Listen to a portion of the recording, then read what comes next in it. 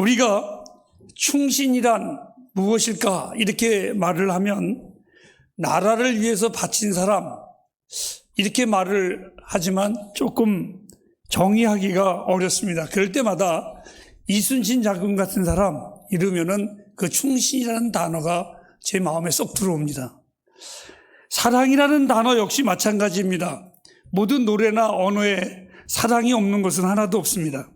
그렇지만 그 사랑의 정의를 내리라 이러면은 이거 어떻게 말을 해야 되는지 좀 헷갈릴 때가 있습니다. 그럴 때마다 우리 그리스도인들은 예수 그리스도의 그 십자가의 나를 위한 사랑을 얘기하면 그 사랑 우리 이렇게 표현을 하지요.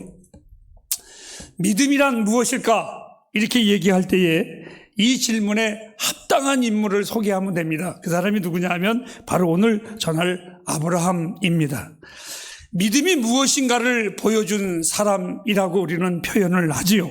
성경은 이 아브라함을 소개할 때에 이렇게 표현을 하면 더 좋을 것 같습니다. 하나님은 어떤 하나님이시지? 어떤 분이시지? 이렇게 물을 때마다 아브라함을 믿는 자의 조상으로 여기신 것을 보면서 바로 아브라함의 하나님이 나의 하나님이야 이렇게 가르쳐주고 있습니다. 구약 성경을 소개할 때마다 그냥 구약 성경에 하나님을 소개할 때마다 늘 이러한 닉네임이 올라갑니다. 아브라함의 하나님, 이삭의 하나님, 야곱의 하나님 이렇게 소개하지요. 더 나가서 신약성경 마태복음 1장 1절 처음 시작하는 그 구절에도 보면 아브라함의 세계라 이렇게 아브라함의 이름으로 신약을 시작할 정도로 이 아브라함에 대한 이름은 얼마나 명성이 있고 존귀한 자인지 모르겠습니다. 그런데 이상한 것은 이 아브라함의 시작은 믿음의 가정에서 자라지 않았습니다. 여호수아서 24장에 보면은 이렇게 그는 그의 조상, 그의 아버지가 누구냐? 데라인데 이 데라는 강 저 건너편에서 우상을 만들고 우상을 섬겼었던 우상의 가정이었었습니다. 그런데 그가 어떻게 하나님의 부름을 받았을까? 부모 몰래 주일학교를 다닌 것도 아니고 그가 금식하면서 복례산에 올라가서 하나님의 능력을 받은 것도 아니었었습니다. 그럼에도 불구하고 하나님과 전혀 상관없는 인생을 살았었던 이 사람이었습니다. 근데 그를 하나님이 부르셨습니다. 저는 이 아브라함의 부름을 이렇게 첫 번째로 생각을 해보았습니다. 구원은 언제나 하나님의 영광이 우리 가운데 찾아오심으로 나의 구원이 시작이 된 겁니다. 아브라함이 하나님을 먼저 부른 것이 아니라 하나님께서 아브라함을 먼저 부르셨습니다.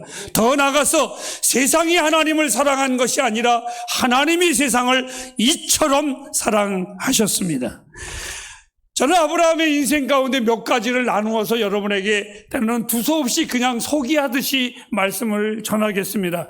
아브라함에게 붙여진 별명이 많이 있습니다. 믿음의 조상 또는 믿음의 아버지 여러 가지 별명들이 많이 있지만 그 중에 제가 가장 좋아하는 아브라함의 별명이 있는데 가장 영광스러운 별명은 바로 하나님의 벗, 하나님의 친구라는 별명이 저는 가장 좋습니다. 아브라함을 연구할 때마다 히브리서 11장 8절 말씀에 보면 하나님께서 아브라함을 이렇게 말했습니다. 한번 같이 읽어보실까요? 믿음으로 아브라함을 부르실 때 순종하여 장래 기업을 받을 땅에 나아가세 갈 바를 알지 못하고 여기 보니까 하나님께서 아브라함을 부르면서 이렇게 말했습니다. 아브라함아 이제 내 본토 친척을 떠나 내가 지시한 곳으로 가라. 이렇게 할 때에 그 땅은 결국은 그냥 육신적으로 말하면 가나안 땅입니다. 하지만 갈 바를 알지 못하고 가라. 이랬을 때에 이 아브라함은 내가 가야 돼요? 정말 거기가 어떤 곳인데요? 가르쳐 주세요. 정말 가도 괜찮겠어요? 이렇게 말하고 이렇게 질문할 수 있는 충분한 이유가 되는데도 이 아브라함은 그렇게 하지 아니하고 가나안에 대한 사전의 지식이 하나도 없으면서도 불구하고 오직 하나님 한 분만 믿고 그는 그냥 출발을 했습니다. 이건 성경에 없는 내용을 제가 상상한 겁니다. 아브라함은 그 하나님이 그렇게 좋았을까? 그 하나님이 그렇게 그의 인생에 믿을만 했을까? 그렇게 믿고 평생을 향하여 아브라함은 하나님을 쫓았을 때에 그의 인생의 결론을 다른 사람이 아브라함은 하나님의 친구야 이렇게 말한 것이 아니라 하나님이 당신을 평생 믿고 단 어떠한 조건도 투덜거림도 이유도 말하지 아니하고 순종했었던 그를 향하여 이는 내 친구라, 이 언어가 합당한 언어라고 저는 믿습니다.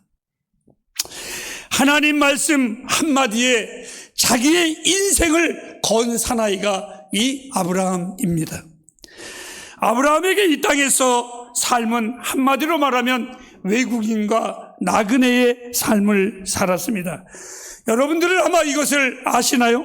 우리가 예수 그리스도를 구주로 영접하고 하나님을 믿는 순간, 우리가 거듭나는 순간, 사한 소망을 가지는 순간 우리들에게 두 가지 놀라운 환경이 변합니다. 하나는 나의 신분이 변하는데, 이 땅에서 나의 신분은 이 땅의 주인이 아니라, 이 땅의 거주인이 아니라 외국인으로 변합니다. 그리고 또 하나는 이 땅에서 썩어 없어질 나의 육신과 영혼이 하나님의 영원한 본향이 나의 곤향이 되어서, 고향이 되어서 그 나라를 향하여 줄다름치는 우리가 됩니다. 즉 한마디로 말하면 우리의 시민권은 이 땅에 있는 것이 아니라 하늘의 시민권을 가지고 살아가는 자들입니다. 우리가 갈 것은, 우리의 본향은 여기가 아니라 성경은 분명하게 말했습니다. 그 나라라고 우리에게 가르쳐주고 있습니다. 저 또한 아브라함을 연구할 때마다 제가 가장 사랑하는 내용이 있습니다. 그것은 바로 창세기 15장 1절의 말씀입니다. 다 같이 한번 읽도록 할까요? 시작. 이후에 여호와의 말씀이 이상 중에 아브라함에게 임하여 가라사대 아브라함아 두려워 말라. 나는 너의 방패요 너의 지극히 큰 상급이니라. 배경은 이런 것입니다. 어느 날 하나님께서 그의 조카 롯과 함께 갈 때에 아름다운 땅을 보여주고 황무지가 있는데 아브라함에게 말했습니다. 아브라함이 조카에게 말했습니다. 조카야, 너는 어느 땅을 갖기를 원하느냐 할 때에 이 조카는 땅의 육신의 것이 아름다워서 아름다운 것을 보면서 소돔과 고모라를 선택을 했고, 아브라함은 반대쪽 황무지 땅을 선택을 했습니다.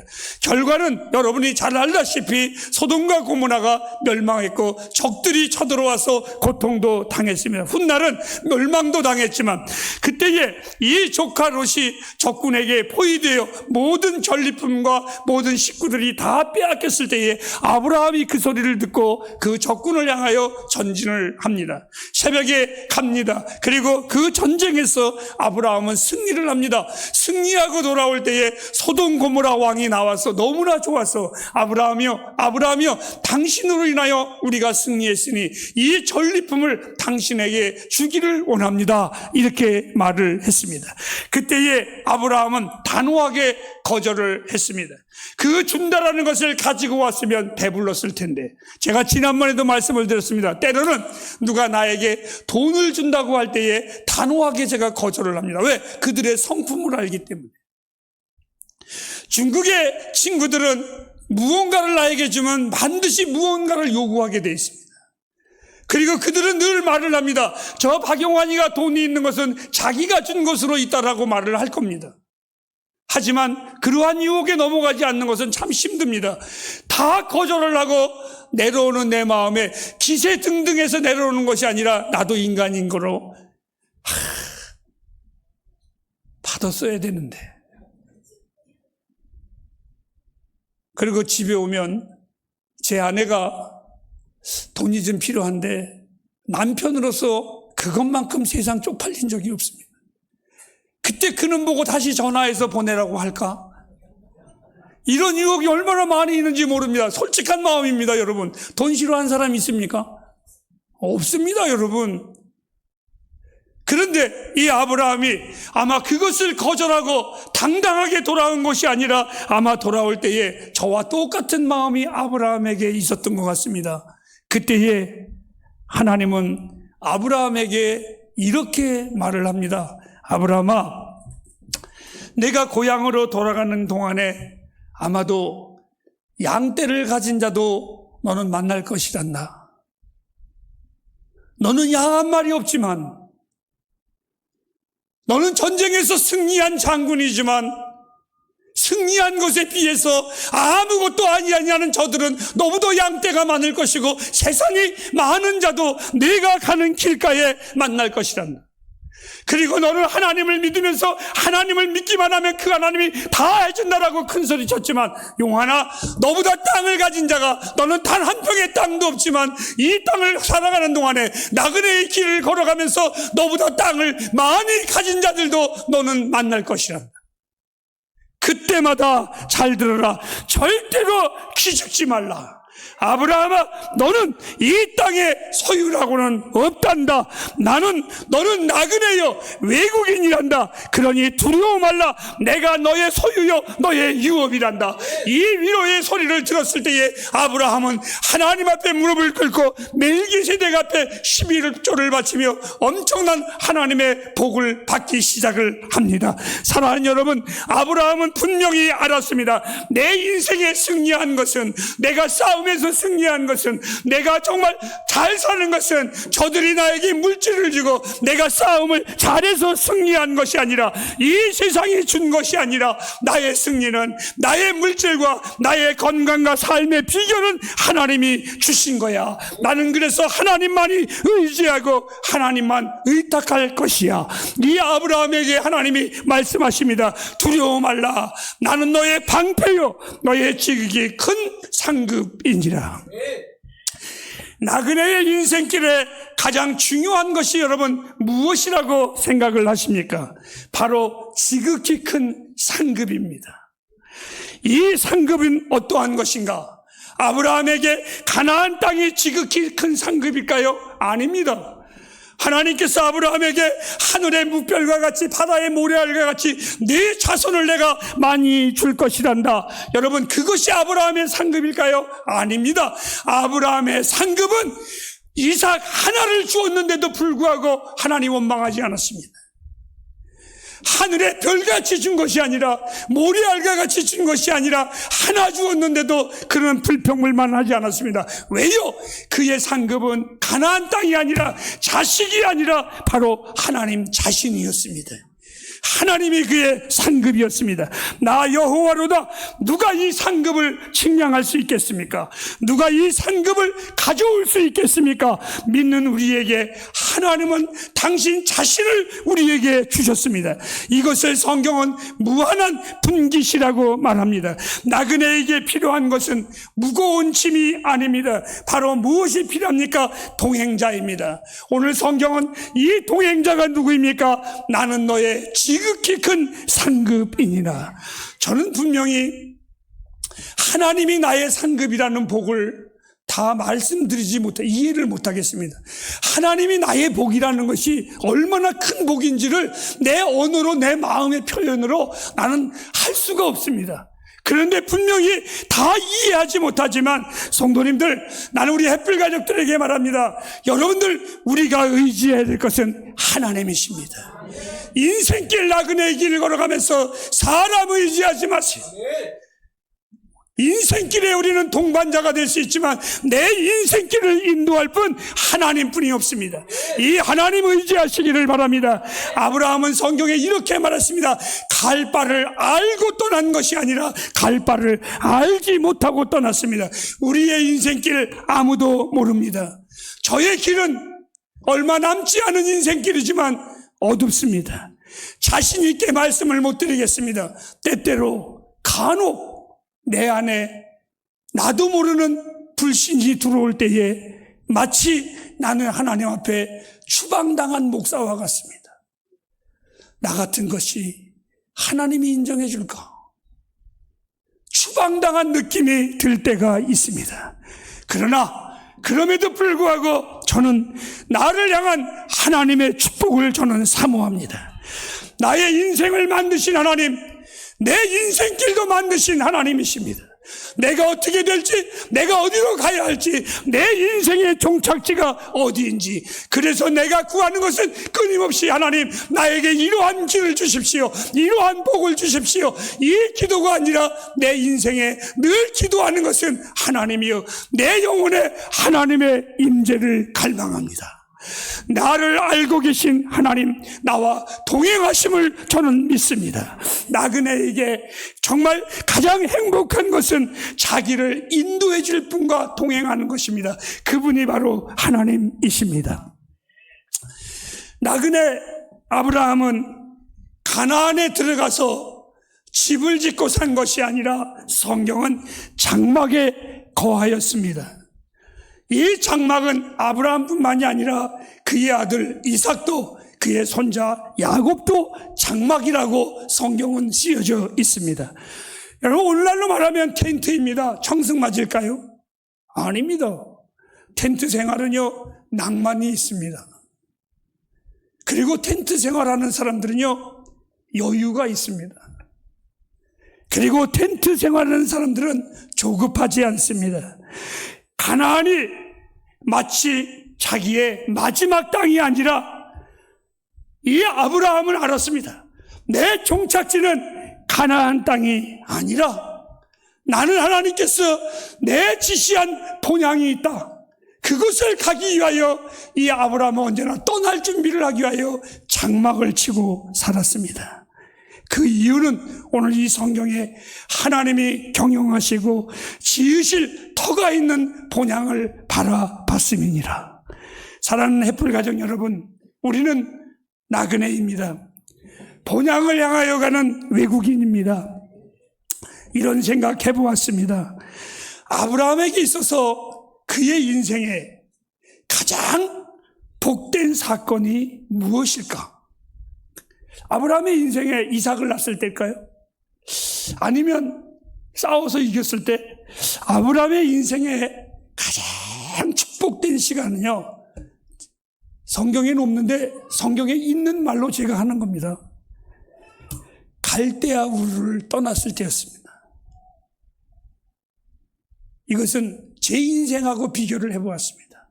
내 인생의 가장 큰 축복은 내가 예수 믿고 구원받았을 때입니다. 이 구원이 지금도 나를 살아가게 합니다. 바로 이 아브라함 갈대아 우르를 떠났을 때였습니다. 아브라함아 떠나라, 쉬웠을까요? 사람이요, 이사도 한 번 이사하는 게 힘들지 한 번 이사하고 두 번 이사하는 거 쉽고 세 번 이사하는 거 정말 쉽습니다. 여러분, 이 사진이 누군지 알고 계십니까? 예나입니다. 예나. 제주도 섬 아가씨 예나입니다. 이거는 사진 보내라 그랬더니 예나 아빠가 이쁘게 해서 보낸 겁니다. 어떻게 생겼는가는 상상하시기 바랍니다. 제가 왜 이 사진을 보여주냐면 예나 아빠에게 제가 궁금한 게 있습니다. 우리 이소미를 봐도 오늘도 이소미 걸어? 급합니다. 빨리 걸었으면 좋겠는데. 예나를 보면 예나 걸어? 그러면 아니요. 그럼 어떻게 있어? 서만 있어요. 그래. 서만 있대요. 어린 아이에게 있어서는 예나가 겁이 많아서 첫 발을 띄는 게 그렇게 무섭답니다. 우리는 모르지만 아가들에게 있어서는 이 첫 발을 띄는 순간이 그의 인생의 가장 영광스러운 순간이랍니다. 그리고 이 첫 발을 띄면 그 다음부터는 쉽습니다. 여러분, 예수님과 동행하는 것 첫 걸음이 어렵습니다. 그러나 걸으면 쉽습니다. 우리가 하나님과의 첫 걸음은 우리 생애의 가장 위대하고 영광스러운 것입니다. 아브라함은요, 그의 인생을 한번 보실까요? 어떻게 해요? 믿음으로 떠났고 그는 믿음으로 걸어갔고 믿음으로 살았습니다. 적과 끓이 흐르는 가나안보다 더 좋은 하나님의 나라에 그는 도달했습니다. 그는 언제나 떠날 준비를 하며 살았습니다. 영광스러운 부름을 그는 기다렸습니다.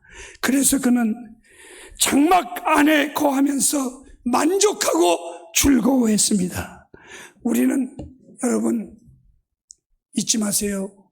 나그네입니다. 영원히 이곳에 살 것처럼 아웅다웅하면서 살지 마십시오. 우리는 주의 부름을 받을 본향이 있는 자들입니다. 나그네입니다. 잊지 마십시오. 예, 나그네들은 욕심도 없습니다. 나그네들은 두려움도 없습니다. 오히려 두려움이 그들에게 있어서는 모험입니다. 나그네는 자유롭습니다. 나그네는 오직 그 본향을 향해서 출걸음 칩니다. 오늘 우리 햇불 가족들의 발걸음, 무엇을 먹든지 마시든지 행하든지 그 나라를 향하고 있습니까? 기도하겠습니다.